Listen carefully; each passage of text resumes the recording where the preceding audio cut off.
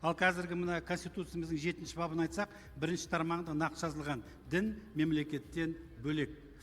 Бұрынғы қазіргі қолданыстағы ата заңымызда ондай бап жоқ. Енді тарихқа көзіміз шолсақ, ең алғаш енді адамзаттың тарихында да деп айтуға болады, 1871 жыл, осыдан 155 жыл бұрын Франция революциясының, Париждік коммунасының декретінің 1-ші тармағында шіркеу мемлекеттен бөлінеді деген сондай бір қағидалар басталды, ұстанымдар. Енді қазіргі заманда Франция елін айтайық, Германия елі, мына өзіміздің бауырмал көршілес елдер, Түркия елі, Қырғызстан елдерінің конституцияларында да нақты секуляризм деген принцип бар.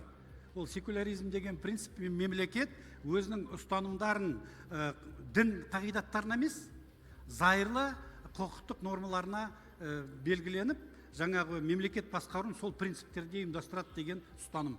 Біздерде мына конституцияның жобасында кем дегенде 4 жобада айтылған. 7-ші бап бар, 16-ші бап бар, 25-ші бап бар, 33-ші бап бар.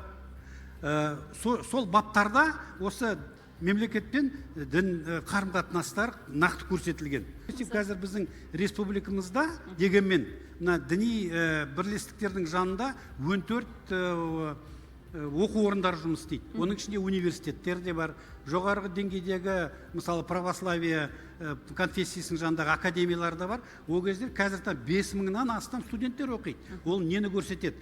Мемлекеттің жаңа ықпалдық деп айта аламыз ғой, ықпал. Мысалы, ол адамның сондай ұстанымы, өзінің сондай таңдағаны болса, оған сондай жағдайлар туғызады.